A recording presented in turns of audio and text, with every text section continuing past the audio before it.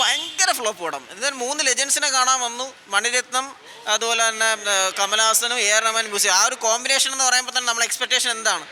അപ്പോൾ ആ എക്സ്പെക്റ്റേഷൻ വന്നിട്ട് 3L കാണാൻ വന്നിട്ട് 3G ആയത് അവസ്ഥയാണ്. ഒരു പടവും ഒരു സുഖമില്ല. മൊത്തത്തിൽ പടം ഭയങ്കര ബിലോ പാർ. ഇങ്ങനൊരു പടം മണിരത്നമൊക്കെ എടുക്കുമെന്ന് വിശ്വസിക്കാൻ പറ്റുന്നില്ല. കാരണം തിയേറ്ററിൽ ഫുള്ളിരുന്ന് കാണാൻ പറ്റിയില്ല.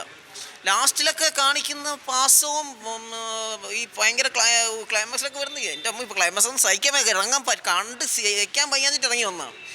ഇങ്ങനൊരു പടം മണിരത്നം കോമ്പോയിൽ എടുക്കുമെന്ന് വിശ്വസിക്കാൻ പറ്റില്ല. പിന്നെ ആഗോള പോസിറ്റീവ് കുറേ പോർഷൻസിൽ കമലഹാസൻ എന്ന ആക്ടറിൻ്റെ മാക്സിമം ഔട്ട് വന്നിട്ടുണ്ട്. പക്ഷേ സ്ക്രിപ്റ്റ് ദുരന്തത്തിലും കുറച്ച് എന്തെങ്കിലും പറയാൻ പറ്റുമെങ്കിൽ അത്. കാരണം സ്ഥിരം കണ്ട ക്ലീഷ സെയിം സാധനം. നായകനൊക്കെ ഈ ലെവലിൽ നിൽക്കുന്നത് ഈ ഒരു പടം എന്ന് പറഞ്ഞാൽ അത്ര മോശം. ദുരന്തം.